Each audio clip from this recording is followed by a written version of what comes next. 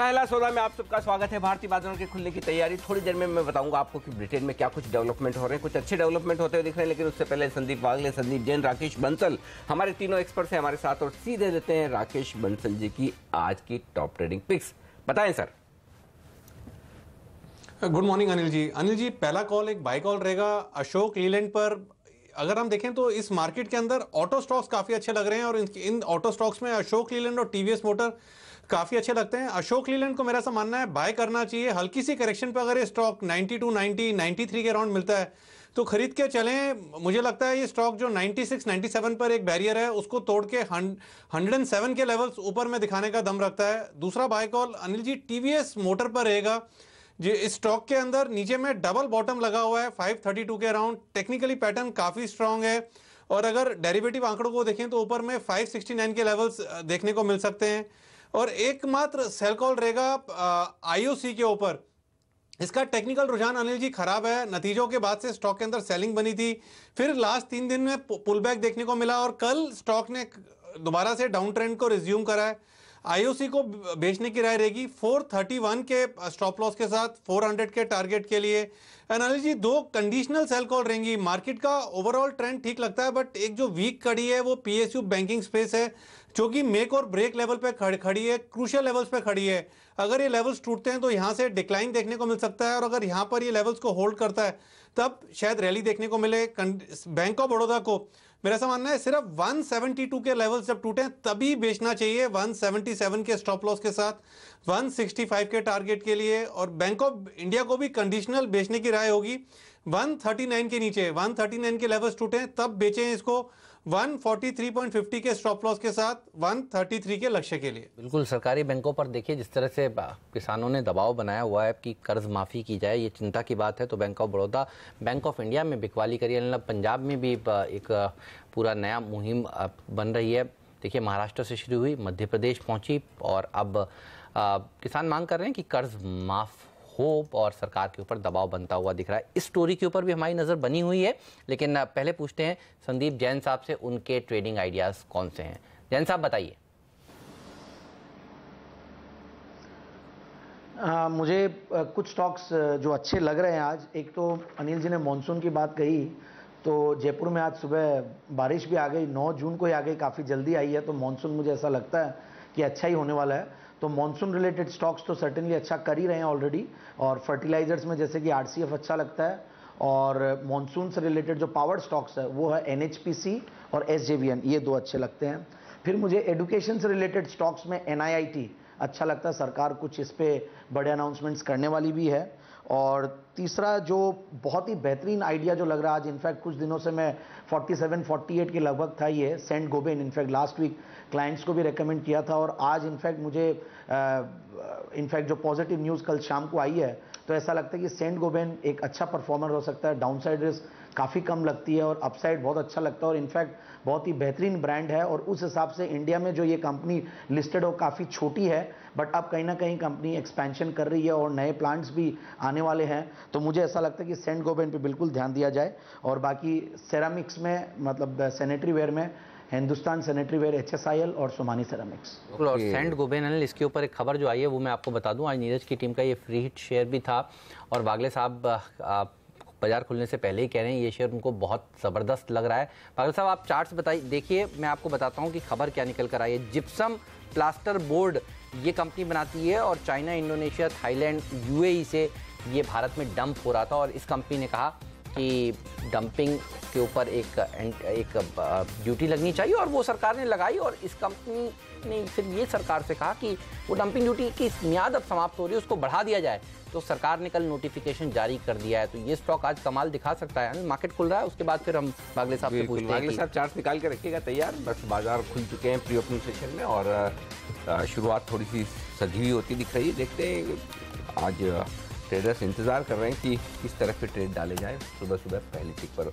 64-21 के मुकाबले में 64-27 ये है लेवल करेंसी मार्केट का। 6 पैसे का नुकसान और वजह ये कि थोड़ा सा डॉलर मजबूत हुआ है दुनिया भर में दूसरी करेंसीज के मुकाबले में। पाउंड कमज़ोर हुआ है, बाकी सारे करेंसीज भी थोड़ी थोड़ी कमजोर हुई, तो उसके चलते हुए 2-3 पैसे की कमजोरी, क्योंकि खास कमजोरी नहीं, 3-4 पैसे में फर्क नहीं पड़ता। सेंट गोबिन तैयार है चार्ट साहब के, बताइए। अनिल जी कल डेफिनेटली कुछ हुआ है जो मुझे लगता है ये पॉजिटिव मूव एक्सटेंड होगी। मेरा 58 का टारगेट रहेगा, 56 to 58, जो कि 20% का है। और आप मतलब 20% एक सर्किट मतलब लगाने की तैयारी करेगा। हाँ, तो चांस नहीं मिलेगा, यही तकलीफ होगी। लेकिन कल डेफिनेटली समथिंग इज पॉजिटिव, और अगर वो 58 के ऊपर सस्टेन होता है फिर लंबी मूव की शुरुआत होगी, जो कि 67, 68 और 10 रुपए एक्सटेंड हो सकता है। फिलहाल मैं 58 की बात करूंगा। MNC कंपनी है, जैसा कि जैन साहब भी कह रहे थे, अच्छा हमारी टीम में कई बार ये रह चुकी है। ग्लासेस बनाने का वैसे कामकाज करती है, लेकिन जो ये जिप्सम बोर्ड बनाती है, ये छत के सीलिंग्स बनाने में, रूफ टॉप्स लगाने में और साइड के पैनलिंग में इंटीरियर डिजाइनर्स, डेकोरेटर्स यूज़ करते हैं, घरों में इस्तेमाल होता है। तो इसके ऊपर एंटी डंपिंग ड्यूटी आती हुई बढ़िया बात था कंपनी के लिए। बिल्कुल। और पीडीलाइट एक और स्टॉक है जिस पर नजर रखिए। कल हम आखिरी सौदा में बात भी कर रहे थे और वागले साहब ने कहा भी कि खरीदारी का मौका है, दिन के हाई पॉइंट पर जाकर बंद हुआ और आज खबरें अच्छी आ रही है। अमेरिकी सब्सिडरी इनकी जो है उसने एक टाई अप किया है। राकेश जी जरा बताइए, वायदा कारोबार के ट्रेडर्स के लिए मौका है कोई खरीदारी करने का? अनिल जी, टेक्निकल स्ट्रक्चर तो स्ट्रांग है। स्टॉक एक अनचार्टेड टेरिटरी में ट्रेड कर रहा है, नए हाइस पे स्टॉक ट्रेड कर रहा है और कल के सत्र में हल्की सी करेक्शन के साथ साथ स्टॉक बंद हुआ था। मुझे लगता है अनिल जी इसको बाय किया जा सकता है। स्टॉप लॉस भी रीजनेबल है। कल 797 की क्लोजिंग थी, 791 का एक स्टॉप लॉस लगाना चाहिए। और जिस तरीके से इसका टेक्निकल स्ट्रक्चर है अनिल जी, इंट्राडे में ऊपर में 819, 822 के लेवल्स देखने को मिल सकते हैं। ओके, तो इंट्राडे में और मजबूती होगी। और कल वागिल साहब इसको स्टॉक को आइडेंटिफाई किया, आपने सिग्नल दिया, उसके बाद 200 रुपये तो कल ही बढ़ गया आखिरी सौदा में 10-15 मिनटों में, राइट? पीडीलाइट शायद हमने कल नहीं नहीं, कल आखिरी सौदा की बात कर रहा हूँ। अरे आखिरी सौदा में मैं था कल, आप भूल गए एक्चुअली। चलिए कोई बात। ओके, देख लेते हैं आज किस तरह के संकेत हैं इस वक्त पीडीलाइट के लिए। ओके, थोड़ी मजबूती के साथ खुलने के संकेत है। चलिए देख लेते हैं आज के वो 20 बेहतरीन ट्रेडिंग आइडियाज जो स्टॉक 2022 में बताए हमारे दोनों ही कैप्टन्स ने।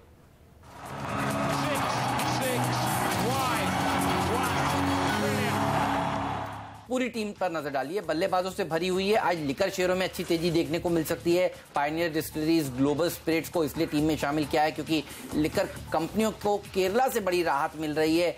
3 सितारा होटल के ऊपर 11 बजे से सुबह 11 बजे तक रात को लिकर सर्व होगी, बार्स खुले रहेंगे और वहां के जो चीफ मिनिस्टर हैं वो लिकर बैन के फेवर में अब नहीं है। मुक्ता आर्ट्स पर भी नजर रखिएगा, वीकेंड का प्ले है ये। दिलीप बिल्डकॉन की केयर ने रेटिंग बढ़ाई है और काया के ऊपर कुछ बड़े इन्वेस्टर्स बुलिश हुए। आज ये शेयर 52 हफ्तों के नए उच्चतम स्तर छुएगा। आर्चीज पहले भी टीम में रहकर कमाल दिखा चुका है, आज भी अच्छा प्रदर्शन दिखाएगा। ग्रीन लैम्प, सेंट गोबेन जैसी कंपनियां अच्छा प्रदर्शन दिखा सकती हैं आज के दिन। पेन्नार इंडस्ट्रीज के ऊपर भी रखिएगा नजर और रिको ऑटो, गैब्रियल इंडिया, ये वो ऑटो एंसिलरी स्टॉक्स हैं जो अच्छा प्रदर्शन दिखाएंगे। ऑटो शेयरों में दमदार तेजी देखने को मिली है और अब ऐसा लगता है कि auto ancillary stocks catch up rally दिखा सकते हैं। टीम में नजर डालिए, यहाँ पे भी खरीदारी पे भी पूरा फोकस है। कोल इंडिया माइंस बंद करने की खबरें जो एक पॉजिटिव है। एसबीआई का पूरा QIP अपर बैंड पे ही बिका है, अच्छी डिमांड थी। पिडिलाइट अपनी एक ब्रांड को सेल कर रहा है। सनटेक रियल्टी में स्प्लिट की खबर है, साथ ही सिप्ला भी अपनी एक सब्सिडरी जो गल्फ में है उसको बेच रहा है। डायनेमिक प्राइसिंग 16 जून से लागू हो गई तो BPCL को उसका फायदा होगा। स्वान एनर्जी में 2i कैपिटल को 10% स्टेक और JM फाइनेंशियल्स को 3% स्टेक दिया गया है, ये एक पॉजिटिव डेवलपमेंट है। भारत बिजली अंडरवैल्यूड शेयर है और इस पर भी नजर रखिए, यहाँ पे तेजी बन सकती है। Saint Gobain anti dumping duty का फायदा इसको होगा और GIC हाउसिंग को नजर रखिए क्योंकि इस समय हाउसिंग फाइनेंस कंपनी में अच्छी तेजी देखने को मिल रही है।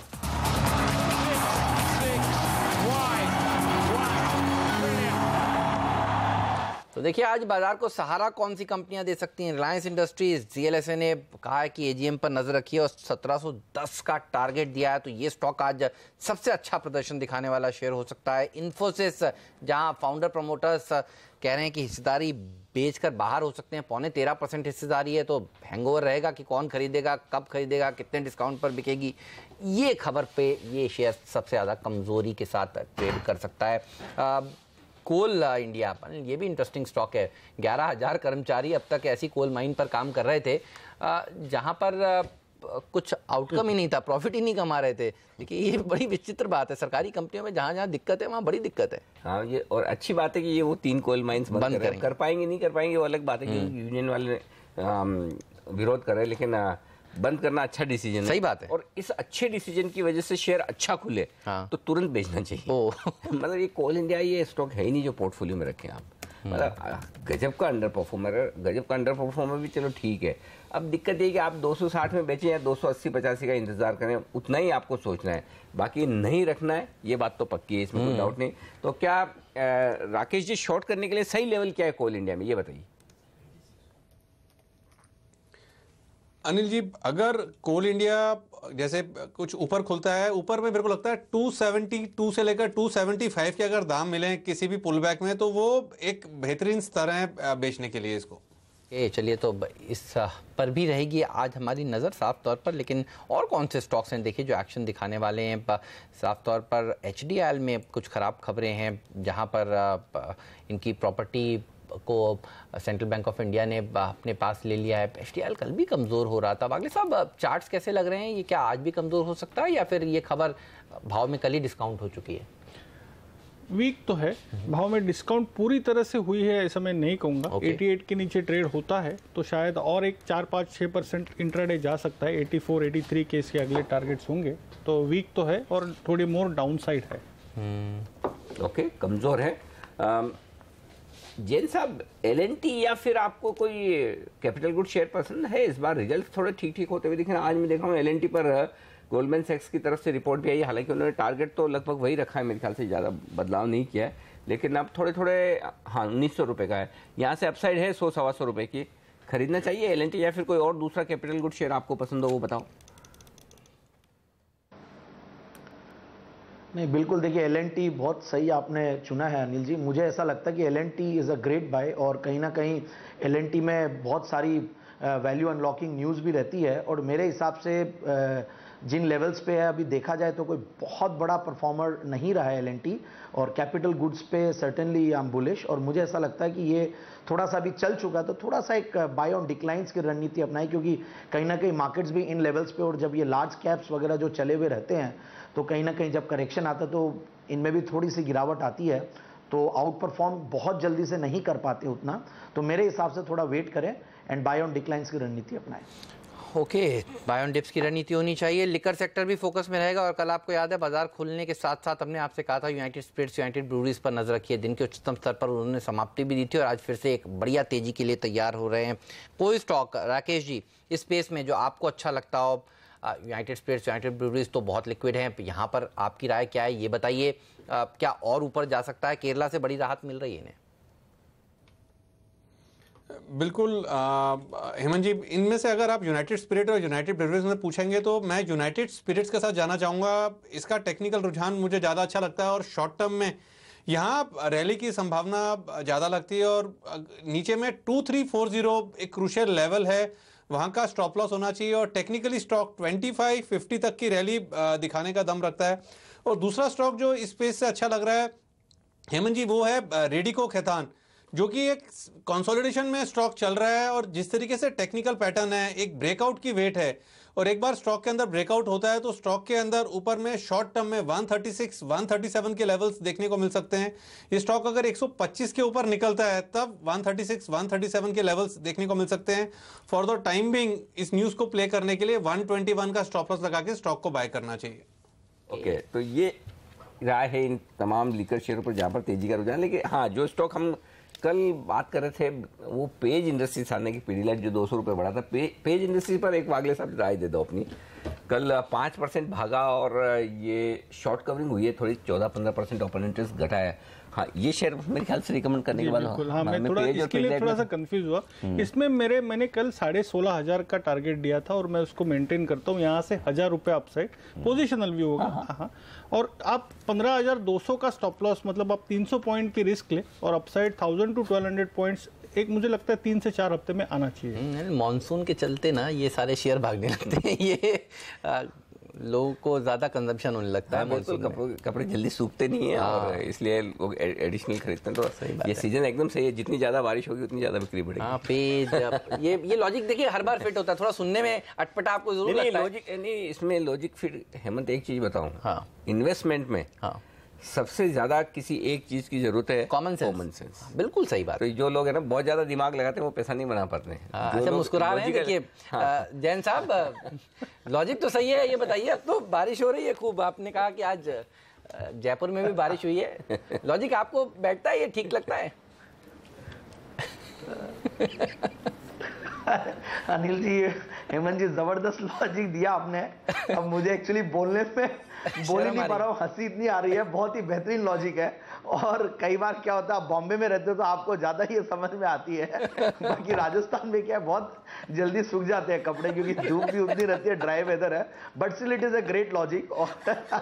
बट एक चीज और कि ये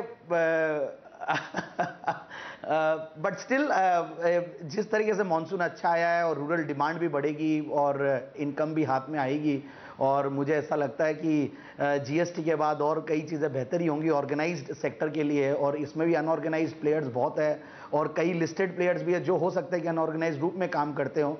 तो हो सकता है कि इस पर्टिकुलर कंपनी को, और प्लस ये कंपनी बहुत ज़बरदस्त अपनी फ्रेंचाइजिंग और नेटवर्क को बहुत एक्सपैंड कर रही है, और ऊपर से करेक्शन भी अच्छा हो के अब धीरे धीरे कंसोलिडेट होकर ऊपर आने लगा। तो मुझे लगता है कि स्टॉक में बिल्कुल बने रहना चाहिए। और बागले जी के साथ मैं बिल्कुल सहमत हूँ कि 16,500 ये जो लेवल्स है, यहाँ से 10-15% बहुत आराम से बढ़ सकता है। राशि भी तो एक है ना आप दोनों की, संदीप। ओके। सन फार्मा एक और स्टॉक है राकेश जी, उस पर आपसे राय लेना चाहता हूँ। शॉर्ट कवरिंग शुरू हो गई। अब देखिए, कल 3% बढ़ा है, 6% ओपन इंटरेस्ट घटा है, और शॉर्ट कवरिंग होगी, फ्रेश खरीदारी होगी, तेजी करनी चाहिए इसमें। अनिल जी, फ्रेश लॉन्ग तो नहीं कहना चाहिए, but short covering definitely stock में शुरू हो चुकी है। 515 के ऊपर स्टॉक निकला है। अगर आप काफ़ी कंजर्वेटिव होके भी अनिल जी देखें तो ये स्टॉक ऊपर में 563, 565 के लेवल्स ऊपर में दिखा सकता है, सिर्फ पुल बैक के उसमें।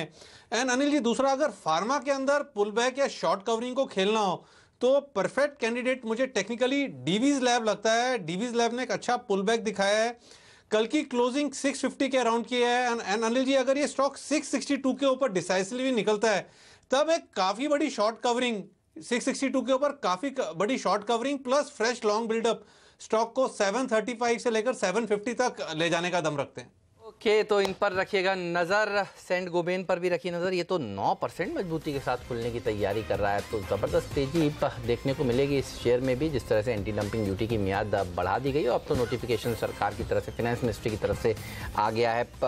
लिकर शेयरों पर रखिएगा नज़र। आज ये दमदार प्रदर्शन दिखा सकते हैं। आप देखिए, सारे के सारे liquor share, even global spirit देखिए, कल की रैली के बाद आज फिर से दौड़ लगाने के लिए तैयार। लेकिन एक शेयर जो कहते हैं ओनली विमल, वही आज का स्टार रहने वाला है। CLSA के बदौलत 1% देखिए रिपोर्ट पर मजबूती के साथ खुलने की तैयारी हो रही है। रिलायंस इंडस्ट्रीज़ की हम बात कर रहे हैं और ये आज सपोर्ट देने का काम करेगा। तो हर रोज़ एक सेक्टर या एक शेयर, पहले ITC देता था, अब ITC ने हाथ खींचा, तो फिर कभी एक दिन IT, एक दिन फार्मा, आज लगता है रिलायंस इंडस्ट्रीज़ का दिन है। बिल्कुल, तो परफेक्ट। तो यहाँ से आएगी लीडरशिप बदले भले, लेकिन लीडरशिप बरकरार रहनी चाहिए। तो खरीदारी होती रहे, अहम लेवल बाजार ना तोड़े, हमें इससे ज़्यादा कुछ नहीं चाहिए। थोड़ी देर में हम आपको ब्रिटेन के चुनावों के नतीजों का अपडेट देते रहेंगे कि वहाँ पर किस तरह की सिचुएशन लेके। इस वक्त सिचुएशन जो दिख रही है वो 8 अंकों की कमजोरी के साथ शुरुआत के संकेत है। फटाफट मैं आपको एशियाई बाजार एक बार दिखा दूँ। भारतीय बाजार खुले उससे पहले लाइए जरा एशियाई बाजार किस तरह से हांगकांग का बाजार ट्रेड कर रहा है, क्योंकि निकी तो सुबह से मजबूत है, शंघाई सुबह से मजबूत है, हांगकांग ही थोड़ा सा निर्णय नहीं ले पा रहा है कि उसको किस तरफ जाना है, ऊपर या नीचे। अब थोड़ा सा 50 पॉइंट का नुकसान होता हुआ दिख रहा है, तो यहाँ पर हल्की सी कमजोरी बढ़ी 50 पॉइंट, लेकिन कोई खास बड़ी मायने नहीं रखते। यहाँ थोड़ी प्रॉफिट बुकिंग हो रही है इस वक्त। तो चलिए आज करेंगे हम शुरुआत, और फार्मा शेयरों से मजबूती रहेगी बरकरार। सिप्ला, डॉक्टर लुपिन, औरो चारों आधा % ऊपर खुलने की तैयारी में है। रिलायंस 1% मजबूत खुलने की तैयारी में है, तो यहाँ से खरीदारी होती हुई दिखेगी। कमजोर क्या है, इन्फी 2% नीचे। जाहिर सी बात है कि जब हम आपको सुबह से कह रहे हैं कि नजर रखिए। चलिए पहली टिक आपकी स्क्रीन पर आती हुई सेंसेक्स और निफ्टी पर 18 अंक नीचे शुरुआत की है सेंसेक्स ने, 15 अंक नीचे खुलता हुआ निफ्टी, और बैंक निफ्टी में 35 अंकों का नुकसान। 2.5% नीचे है Infosys, Tech Mahindra, Wipro, HCL Tech, 4 top loser इस वक्त निफ्टी के। ये चारों ही शेयर हैं जो दबाव बनाने का काम कर रहे हैं। लेकिन मजबूत क्या है, रिलायंस 1.25% मजबूत, सिप्ला मजबूत है, hero MotoCorp, ONGC, yes bank. तो ऑयल एंड गैस शेयरों से मजबूती लौटती हुई दिख रही है। रिलायंस, ONGC, IOC, ये 3 दिग्गज है जो मजबूत होते हुए दिख रहे हैं आज के सेशन में। यहाँ से थोड़ी खरीदारी होने के संकेत इस वक्त हैं, लेकिन इस बीच थोड़ी सी बिकवाली के संकेत दिख रहे हैं। इस वक्त सेंसेक्स लगभग 70 अंक नीचे है, और अगर आप निफ्टी को देखें तो कल के लोज से थोड़ा सा नीचे ट्रेड करता हुआ दिख रहा है, 9625 के आसपास यहाँ पर बाजार में इस वक्त आपको कारोबार होता हुआ दिख रहा है। लेकिन एक बात साफ है कि सेक्टोरल चर्निंग साफ तौर पर दिख रही है। दबाव आईटी शेयरों से ही आ रहा है, तो आईटी शेयरों के लिए दो दिक्कतें हैं। एक तो इन्फोसिस में पुराने जो प्रोमोटर्स हैं वो शायद हिस्सा बेचने का मन बना रहे हैं, ये खबरें खंडन हुए हैं लेकिन खबरें तो हैं। और दूसरा ये कि अगर ब्रिटेन में टेरेसा मे के खिलाफ कोई डिसीजन होता तो वो आईटी शेयरों के लिए थोड़ा नेगेटिव समझा जाएगा, क्योंकि पाउंड होगा कमजोर और उसके चलते थोड़ा सा नुकसान बनेगा। तो ये इस वक्त शुरुआती कारोबार का रुझान। और सेंट गोबिन देखिए 12% की बड़ी छलांग लगाता हुआ, तो ये स्टॉक बड़ा एक्शन में है आज कैश मार्केट के स्टॉक्स में। और लिकर शेयरों का क्या हाल है? बिल्कुल, लिकर शेयर भी देखिए मजबूती के साथ कारोबार करते हुए। पायनियर डिस्टिलरीज जो पिछली बार स्टॉक 2020 में बताया था तो 20% का अपर सर्किट लगा था, और आज देखिए 8% की मजबूती दिखा रहा है। यूनाइटेड स्पिरिट्स, यूनाइटेड ब्रूवरीज तो अच्छा प्रदर्शन दिखा ही रहा है।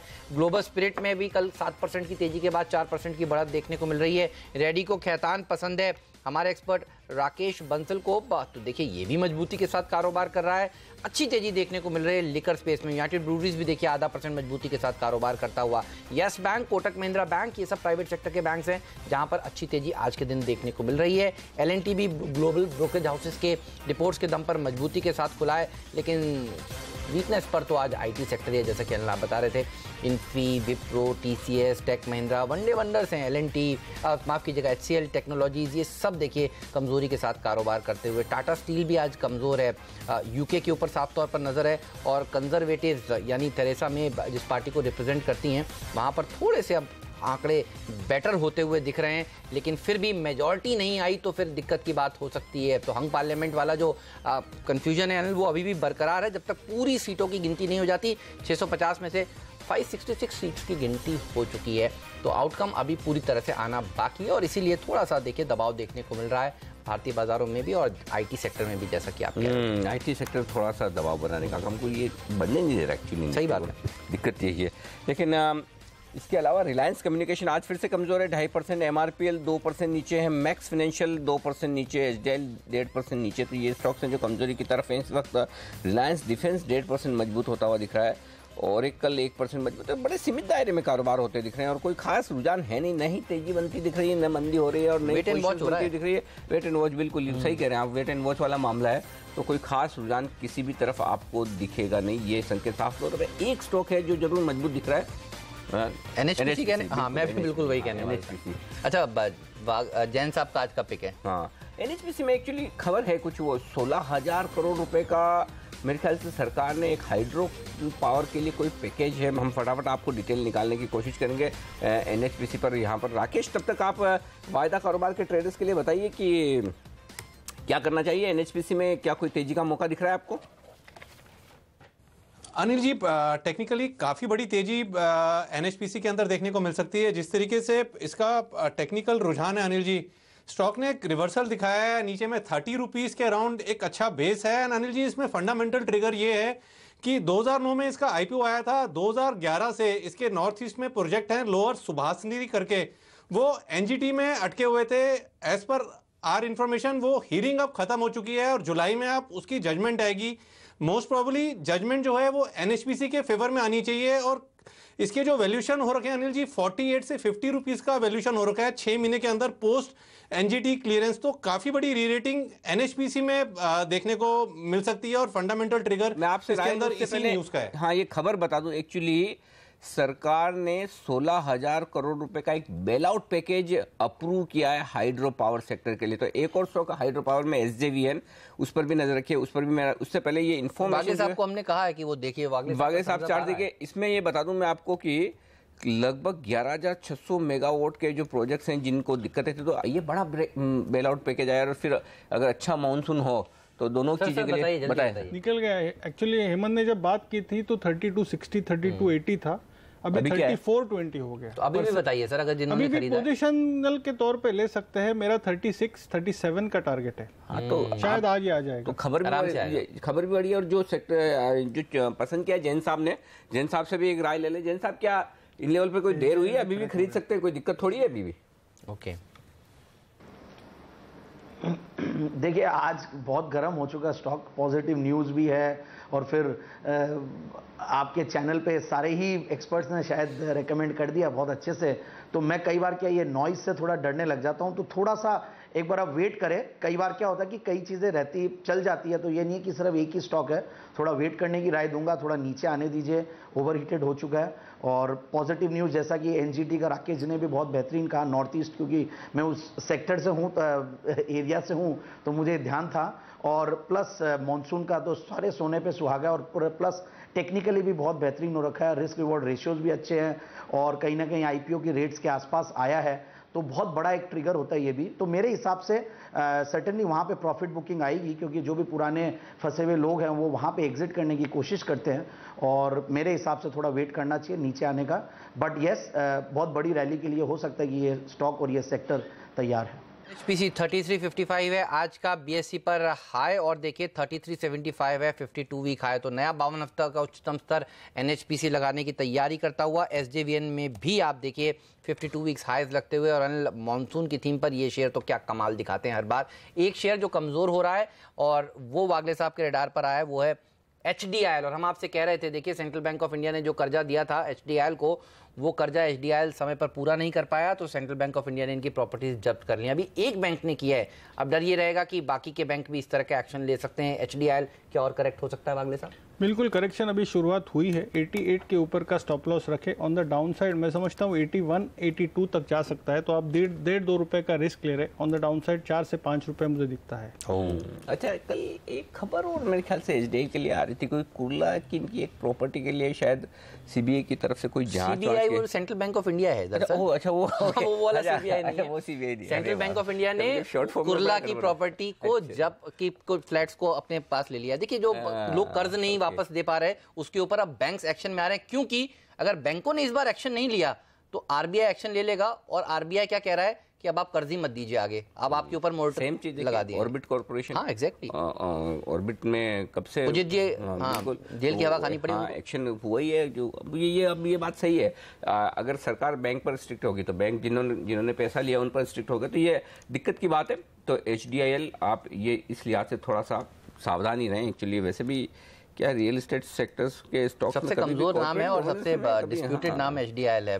मुश्किल वाला मामला है, तो थोड़ा मतलब खरीदना। आपने टारगेट क्या बताया सर एक बार? हाँ, एक बार फिर बताइए। 81 का मैंने टारगेट बताया था, और जब जो लेवल से हमने बात की थी ऑलरेडी 1.5-2 रुपए हमने तो मार्केट खुलने से पहले से ही कह दिया था कि आज ये शेयर शॉर्ट साइड पर रहने वाला है। और आई थिंक हमको थोड़ा सा जिक्र करने में थोड़ा सा हम all of us we are a little delayed, क्योंकि हम वो दूसरे लॉन्ग कॉल्स में बने रहे। हमने कहा था, लेकिन लॉन्ग कॉल्स भी देखिए कमाल दिखा रहे हैं ऐसे कमजोर बाजार में। वो ज्यादा बढ़े। हाँ, 6% ऊपर है NHPC, जो जैन साहब ने बाजार खुलने से पहले बताया था। जैन साहब बधाई स्वीकार करें, NHPC, SJVN कमाल प्रदर्शन दिखा रहे हैं आज के दिन।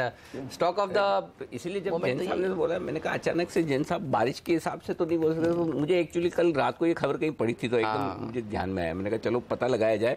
तो ये सुपर सरकारी कंपनी का एक्चुअली इस वक्त ही सरकारी कंपनियों का ही चल रहा है। तो सरकारी कंपनी में थोड़ी सी अगर कोई अच्छी खबर आए तो वो दमदार होगी। आपको एक और बात बताता हूँ, पहले सरकार ने ये भी सोचा था कि ये कंपनियां दोनों हाइड्रो पावर है, यानी पानी से बिजली बनाने का काम करती हैं, तो 2 कंपनियां क्यों रखे सरकार, मर्ज क्यों ना कर दे। वो खबर आएगी ना तो ये शेयर और अच्छी तरह प्रदर्शन दिखाएंगे। इसी खबर पर एक शेयर और चलना चाहिए। कौन सा?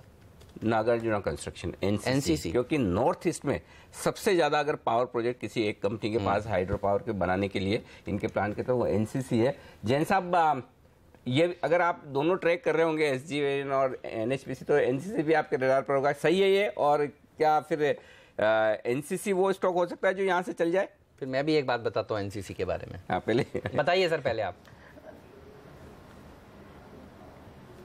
नहीं, देखिए NCC सर्टेनली बेहतरीन स्टॉक है, इंफ्रा स्टॉक्स में पसंद है, और सबसे अच्छी बात है करेक्टेड स्टॉक है, डाउनसाइड रिस्क है नहीं।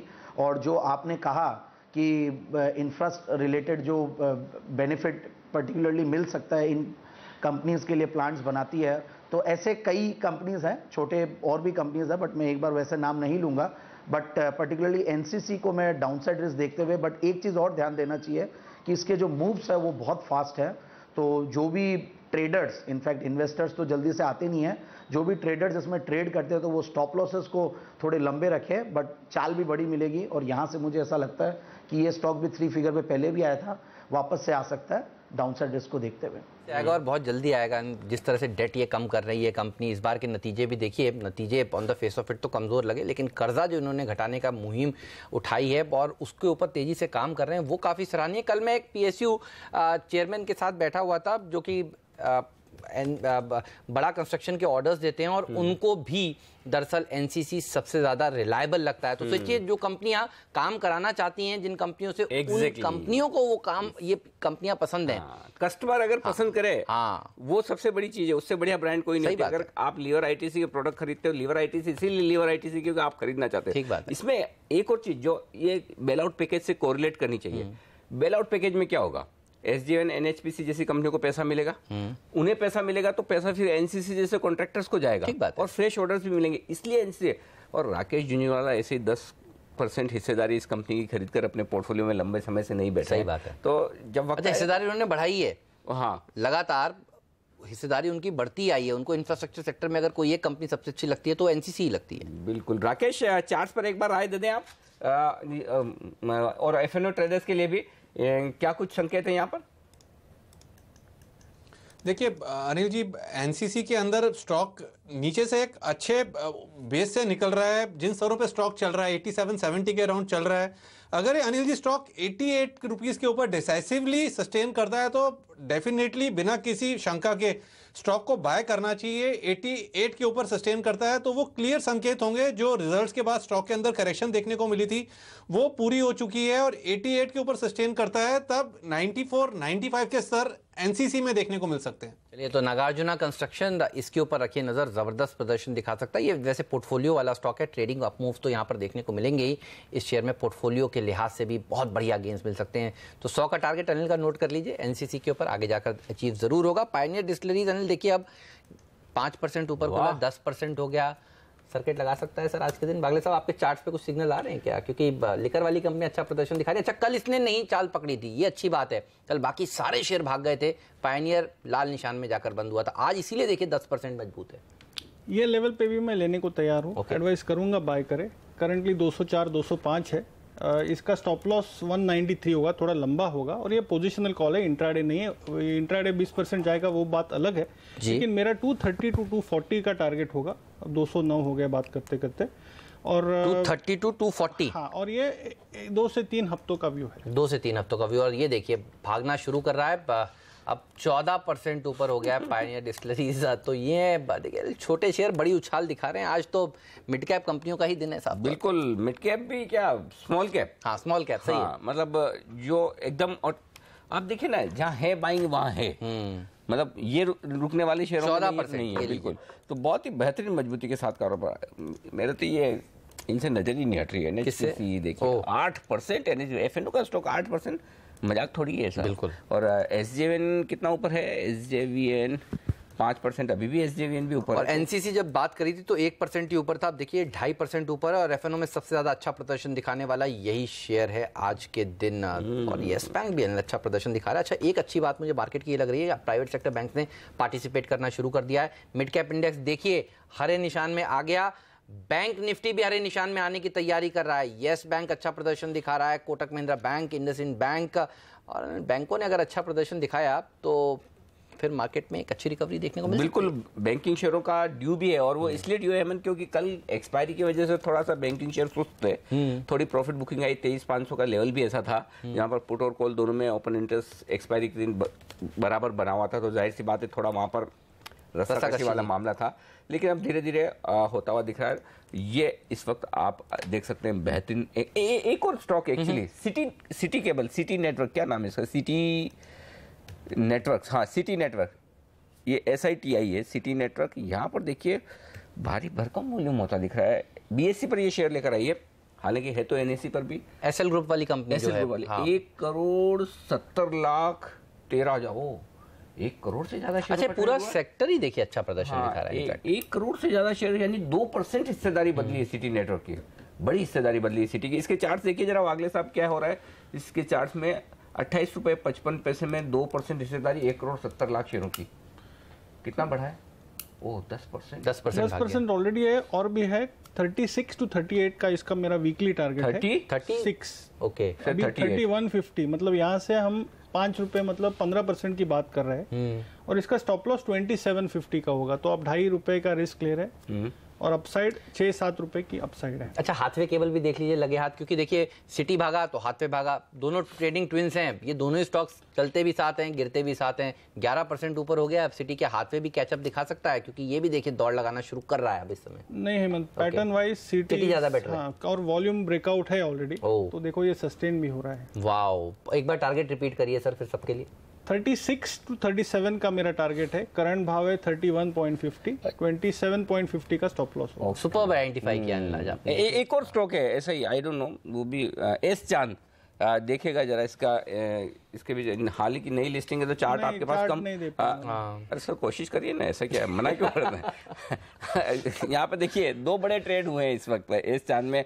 आईपीओ के बाद देखिए 2 हिस्सेदारी बदलती हुई दिख रही है। 549 रुपये 65 पैसे में 0.5% हिस्सेदारी बदली इस कंपनी की, और 540 रुपये 60 पैसे में 0.31%, यानी कि दोनों ट्रेड मिलाकर लगभग 3.25 लाख शेयरों से ज़्यादा का ट्रेड हुआ है। 0.1% से ज़्यादा हिस्सेदारी बदली है इस चांद की। बड़े दिनों बाद ये वॉल्यूम वाइज एक्शन में आता हुआ दिखा है, स्टॉक बढ़ा है। देख पाएंगे या राकेश जी को पूछूं? राकेश जी आप देख पाएंगे एस चांद? अनिल जी चार्ट ज़्यादा नहीं है, बट नीचे में एक चीज़ बड़ी दिख रही है जो अच्छी, कि 548 के अराउंड स्टॉक ने एक रिवर्सल दिखाया है नीचे से। तो जिस तरीके से टेक्निकल पैटर्न है अनिल जी, यहाँ से जो उछाल है वो इजीली एक्सटेंड हो सकता है, और इंट्राडे में 572 573 के लेवल्स मुझे लगता है एस चांद के अंदर देखने को मिल सकता है इंट्राडे के अंदर। चलिए तो इस पर रखिएगा नजर एस चांद पर।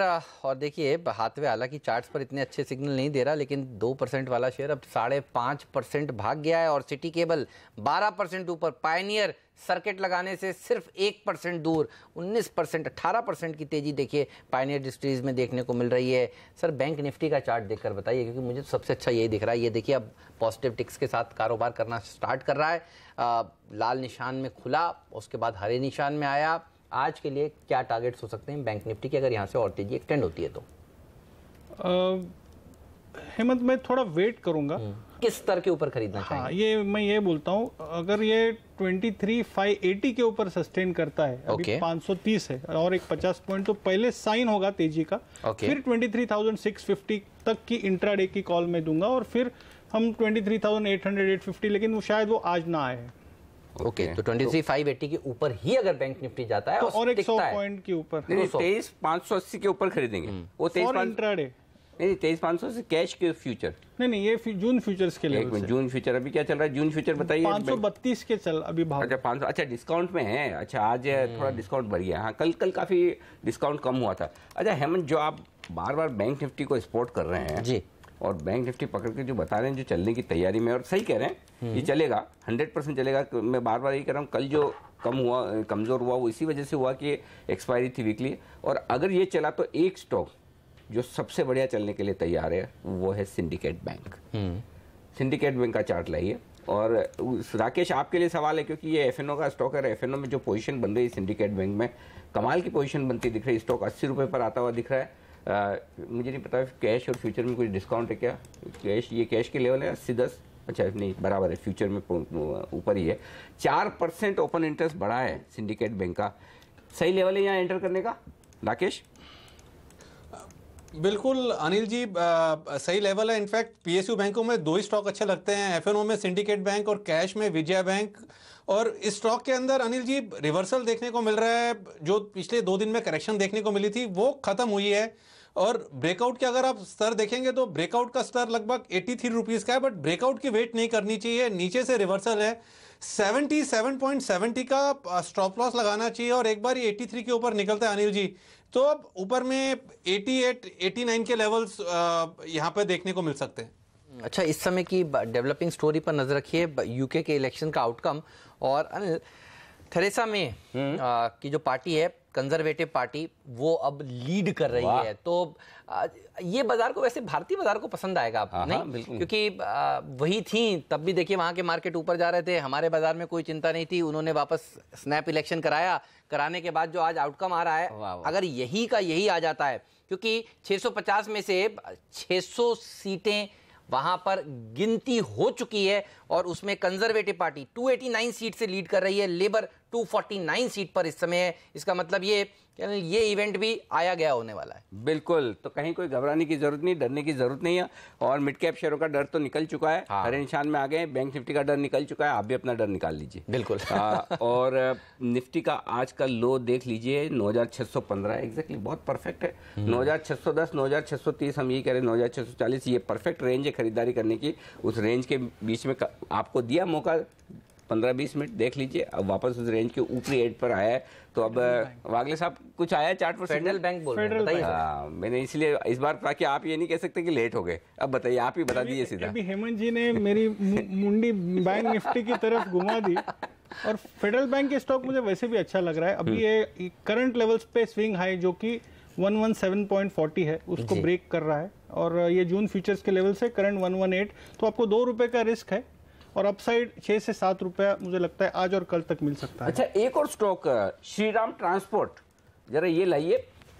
श्रीराम ट्रांसपोर्ट में एक ट्रेड हुआ है थोड़ा बड़ा, 67,000 शेयरों का। हालांकि बड़ा इसलिए कह रहा हूँ कि ये तो 1000 रुपए का शेयर है, और 1000 रुपए का शेयर है तो जनरली बड़े ट्रेड्स कम होते हैं। लेकिन ये एक स्टॉक है जो बागले साहब कुछ कह रहे हैं, मेरा व्यू बेरिश है इस पे। ओके, एनीवे मैं बता दूं, मैं तो एक बार ट्रेड रिपोर्ट करके फिर आप चार्ट तैयार रखिए। तो 995 रुपए 55 पैसे पर ये ट्रेड हुआ है। प्राइस क्या है एक बार श्रीराम ट्रांसपोर्ट की देख लीजिए, 990 के रुपए।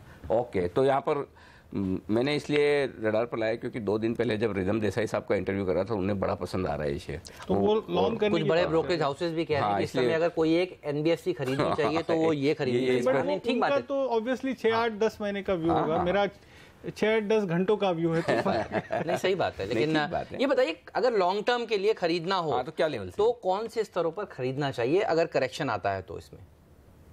हेमंत, फिलहाल तो वेट करें, लेकिन अगर लॉन्ग टर्म की आप बात कर रहे हो तो 930-940 के आसपास, जो कि एज ए ट्रेड हम ये लेवल पे बात नहीं कर सकेंगे इसके लिए।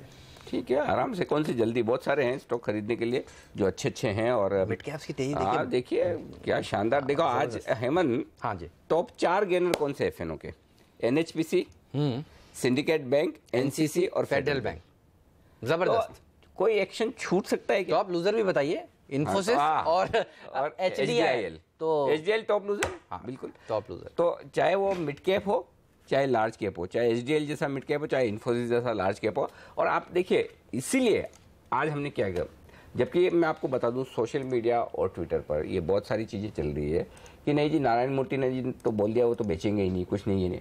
देखो, जो खबर है छूटेगी नहीं। क्यों? हमने आशीष वर्मा जी को शो शुरू होते ही तुरंत सेकंड सेगमेंट में बोला कि नहीं, इन्फोसिस पे बात करनी है। आज टॉप 5 हमने गिरा दिया। और हाँ, और हमने कितना डिस्कशन इन्फोसिस पे पूरा विस्तार में किया। तो इसके पीछे कोई वजह होगी। तो इसलिए जो स्टॉक कवर हो रहे हैं, जो खबर कवर हो रही है, या जो एक्शन हो रहा है वो कवर होगा। दोनों चीज मिस नहीं होगी। बिल्कुल। चलिए कुछ और स्टॉक्स पर नजर रखिए। एसजेवीएन और एनएचपीसी जब चलते हैं तो फिर थकी हुई एमटीएनएल भी चलना शुरू करता है। तो ये आप देखिए, एमटीएनएल में भी तेजी देखने को मिल रही है। हालांकि यहाँ पर सरकार की तरफ से खबरें आ रही हैं कि अभी एमटीएनएल और बीएसएनएल का विलय नहीं होने वाला, ठंडे बस्ते में डाल दिया गया है। लेकिन ये देखिए, ये मूव एमटीएनएल पर इस समय देखने को मिल रहा है। तो आज छोटी सरकारी कंपनियों के ऊपर मार्केट फोकस कर रहा है, इस पर आपकी नजर होनी चाहिए।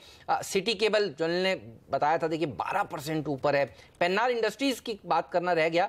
पेन्नार इंडस्ट्रीज खबर क्या आ रही है आपने कुछ? सरकार दरअसल पहले बातें आ रही थी कि बीएसएनएल के साथ मर्जर हो जाएगा। अब हमारे सीएनबीसी आवाज की एक्सक्लूसिव खबर यह है कि मंत्री जी अभी नहीं चाहते, इतनी जल्दी मर्जर नहीं होना देना चाहते। क्यों? क्योंकि ऐसा नहीं वो चाहते कि वही वाला मामला हो जाए एयर इंडिया और इंडियन एयरलाइंस का जब मर्जर हुआ था। तो अभी थोड़ा उसके ऊपर विचार हो रहा है। लेकिन देखिए, मार्केट में कल उस स्टोरी के ऊपर रिएक्शन नीचे की तरफ आया एमटीएनएल में, और आज वापस से एमटीएनएल चलना चाहिए। इस प्राइस से बुरा नहीं, क्योंकि अच्छी कंपनी होगा। हाँ, अल्टीमेटली वैल्यू है।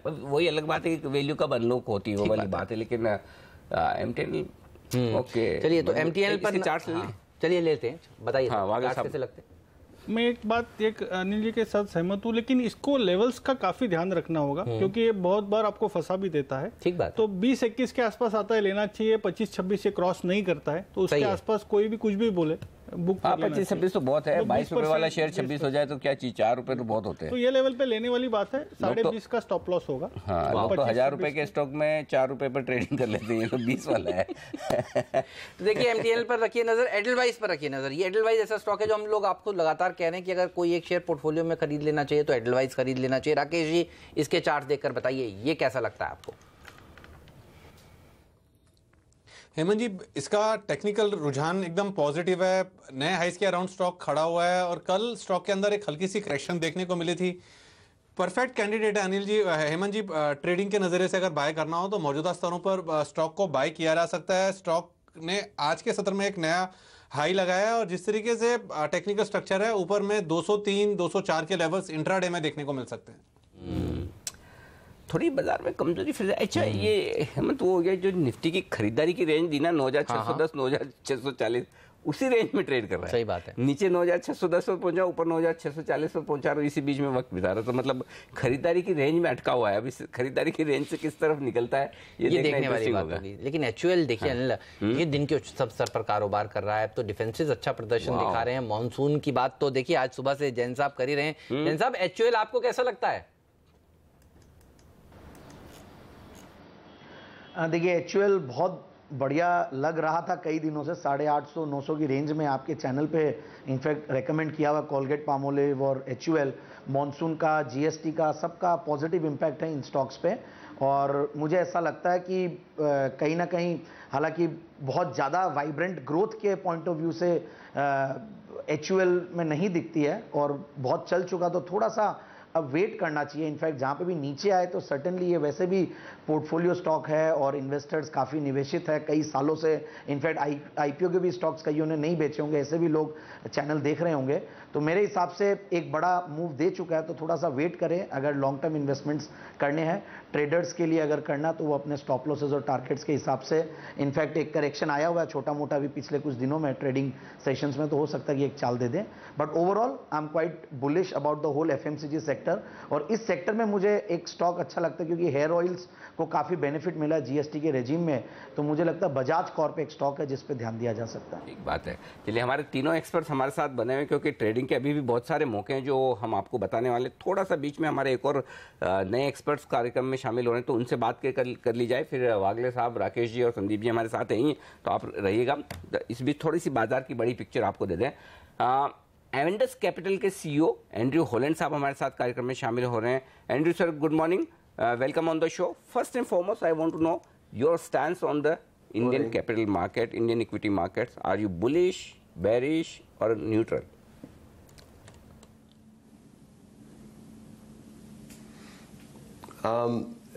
Depends on the well in the kind of shorter term, I'm kind of more neutral to negative. I think we've had a great run. Liquidity driven markets globally have helped the move up. But as we look forward to GST being implemented, I still believe that's going to be disruptive to the economy for a minimum of 3 months and possibly 6. And that will drag earnings down again and for the year.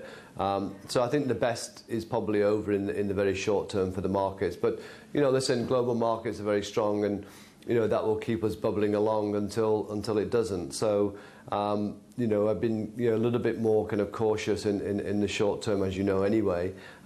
But nothing seems to be pricking the liquidity bubble at the moment to cause a risk off trade.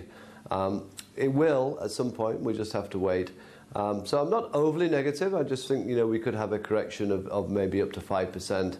Not just in India but globally. You said GST would be disruptive, sir. I would like to know which sectors you would be cautious on. Then, if you talk about GST-related sectors, what is on your mind then?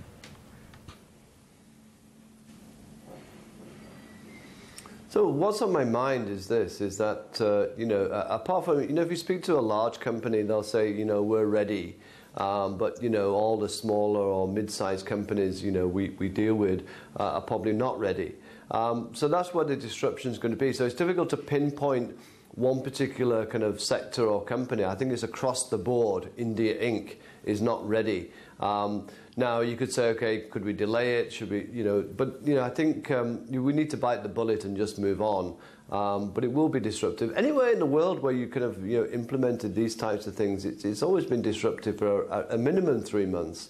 But obviously, those are smaller countries. India is a very large country, so I expect that we're seeing destocking already. in the system. And so therefore, the sales or revenues of companies in the next quarter might be under a bit of pressure as GST is implemented. But we'll see how it plays through and which sectors kind of come through that. I mean, obviously, companies like FMCG and so forth will continue. We still need to eat and bathe and things like that. So that, those kind of sectors are going to be fine. But, maybe the auto sector sees a bit of destocking ahead of it and so forth and so on.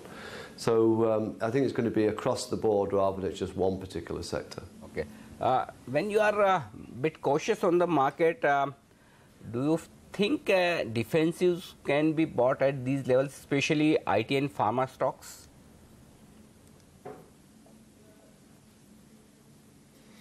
No, I don't want. Well, listen, IT and pharma, let's just say there's a global risk off trade and that depreciates the currency. That might be that's the only reason that these stocks may hold up. But there's no fundamental reason to be in IT and pharma. That whole business model they have, which has worked so well for the past decade or so, has been broken. And they've all got to kind of, re-establish or re-evaluate how they do business going forward. And that's a pretty painful prospect for them all. And we've seen it come in IT over the past 2 years as increasingly meal margins and revenues have been under intense pressure. So IT, if you take a kind of 3 to 5 year view, is probably in its second year of pain. Pharma, I think, has just started. I mean, they're all going to have to re-evaluate how they their business models and how they do business going forward. So it's going to be a pretty painful experience in both these sectors. And the derating is not over. For pharma, it's just began. For IT, there's still some way to go. So there is noise in most states of the country saying that there should be a farm loan waiver. Your view on this, and how do you then approach PSU Bank as a pack?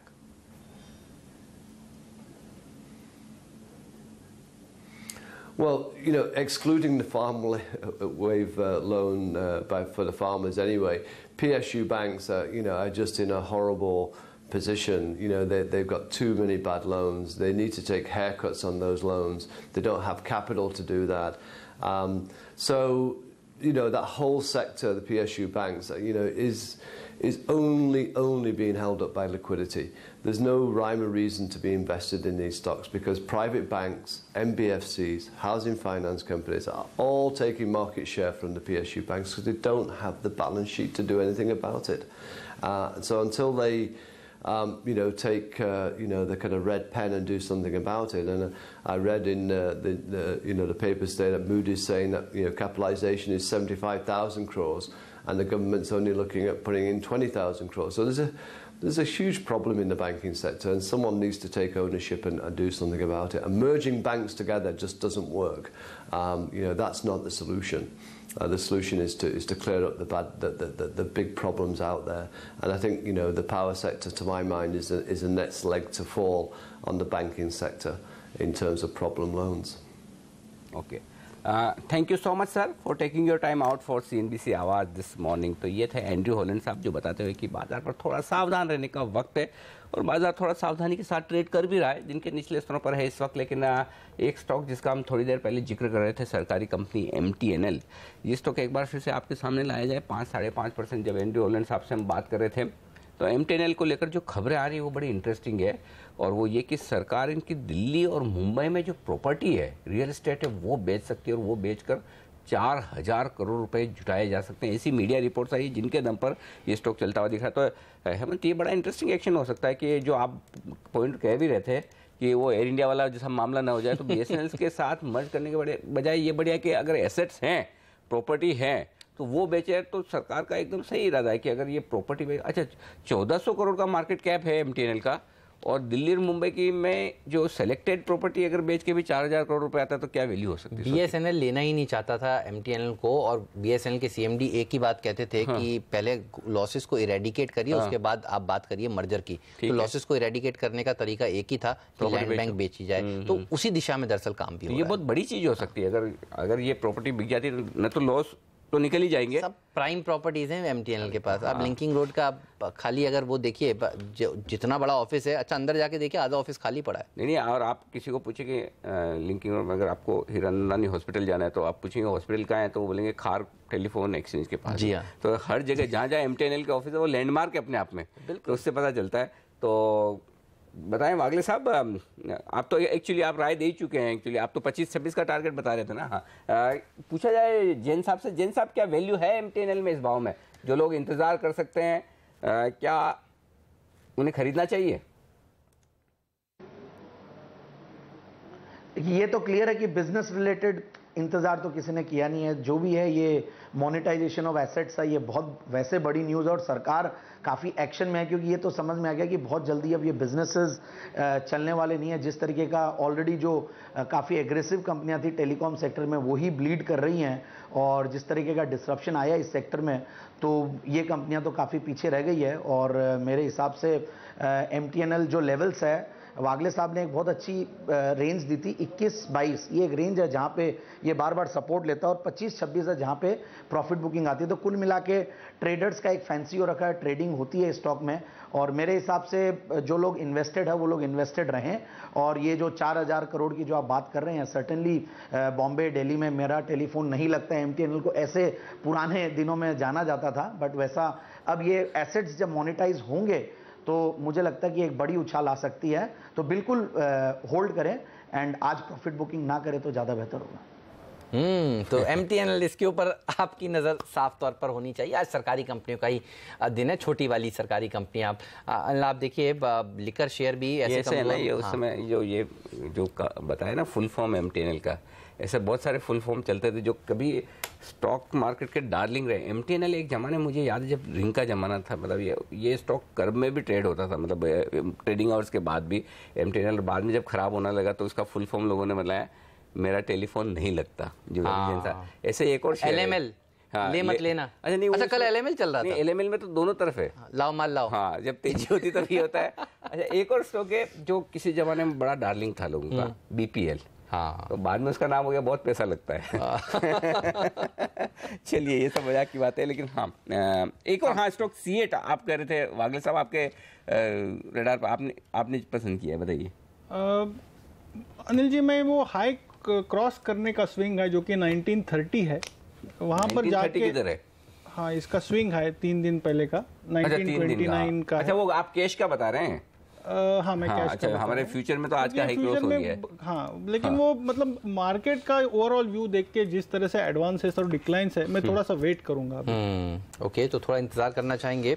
लेकिन Tilak Nagar industries 12% ऊपर, Pioneer 17% ऊपर। आज liquor share Friday है ना, देखिए आप। Ravi Kumar distilleries 8% ऊपर। तो ये छोटी वाली, अच्छा एटलस साइकिल एक स्टॉक है, आप देखिए आज 5% के अपर सर्किट पर लगा हुआ है। तो सर्किट पहले नीचे के लगने शुरू हुए और अब देखिए ऊपर वाले। अब अगर शो पे जैन साहब आया एटलस साइकिल ना चले, हाँ ऐसा कैसे हो सकता है? जैन साहब, ये सर्किट फिल्टर रिवाइज हो गया होता तो ऊपर का भी लग जाता ना। ये बताइए, आपका तो पुराना फेवरेट रहा है। हाँ नहीं, फेवरेट है और अभी भी है। मुझे ऐसा लगता है, देखिए मॉनसून का बेनिफिट मिलेगा और कुछ कंपनी के रिजल्ट्स डिलेड थे, उसकी वजह से भी टूटा था। और देखिए बहुत बड़ा करेक्शन ये ऊपर से दे चुका, 680 से लेकर ये 285-86, और वहाँ से नॉन स्टॉप 5% का रोज सर्किट लग रहा है। और कुछ तो शायद T2T में भी है ये स्टॉक, तो ये भी एक कारण है कि इसमें थोड़ी वो रहती है। बट ओवरऑल आई फील जिन्होंने निवेश कर रखा हो बिल्कुल निवेशित रहें। बेहतरीन कंपनी है, बहुत ही सस्ती कंपनी है। अगर एटलस ब्रांड 100 करोड़ की सिर्फ ब्रांड है तो बहुत सस्ती लगती है। और जिस तरीके का कंपनी का, इनफैक्ट ऐसा नहीं है कि कंपनी पुरानी है तो पॉलिसीज और स्ट्रैटेजीज पुरानी है, बहुत ही एग्रेसिव है। मॉडल्स देखें आप, सारे जो भी प्रोडक्ट्स हैं वो भी बहुत बेहतरीन है, as competitive to other MNC brands and good national brands also. और इनफैक्ट आजकल कई साइकिल एंथुजियास्ट भी बनने लगे और ओवरऑल साइकिलिंग के ऊपर सरकार भी धीरे धीरे और फोकस करेगी, क्योंकि कहीं ना कहीं मुझे ऐसा लगता है कि मॉनसून का भी बहुत बड़ा पॉजिटिव इंपैक्ट आएगा रूरल डिमांड पे और सबका। तो मेरे हिसाब से तो बिल्कुल लेके रखे, ये यहाँ से वापस से पुराने स्तर भी छू जाए आने वाले कुछ महीनों या साल में, तो कोई बहुत बड़ी बात नहीं होगी। तेब हमारे शो पर, वीकेंड वाले शो पर मॉनसून का हमने एक शो किया था और उसमें राजन शाह ने कहा था आप ट्रेड टू ट्रेड में ज़रूर है, लेकिन अभी भी मुझे कॉन्फिडेंस है, खरीद लीजिए। और अब ये चला चलना शुरू कर रहा है। ओके, तो ये है इस वक्त एटलस साइकिल। एमआरपीएल एक और स्टॉक है जिस पर नजर रखिए, दिन के हाई पॉइंट पर आता हुआ दिखाया। ऑयल एंड गैस शेयरों की रिकवरी बढ़ती हुई नजर आ रही। देखिए एमआरपीएल किस तरह से एकदम से भागा है, पता नहीं, हम थोड़ी देर में आगे अगले शो में इस पर पता लगाएंगे इसके भागने की वजह क्या है। तो बाजार स्टेबल है, 9600 के अहम लेवल को अब तक होल्ड करते हुए। कमजोरी जरूर है लेकिन कोई डर की बात नहीं। पहला सौदा में आज के लिए इतना ही, लेकिन आप बने रहिए CNBC आवाज के साथ। आशीष वर्मा हमारे साथ जुड़ेंगे जो लेकर आएंगे कमोडिटी बाजार की ओपनिंग भी और आपके सवालों के जवाब भी। हम दोनों को दीजिए इजाजत। नमस्कार।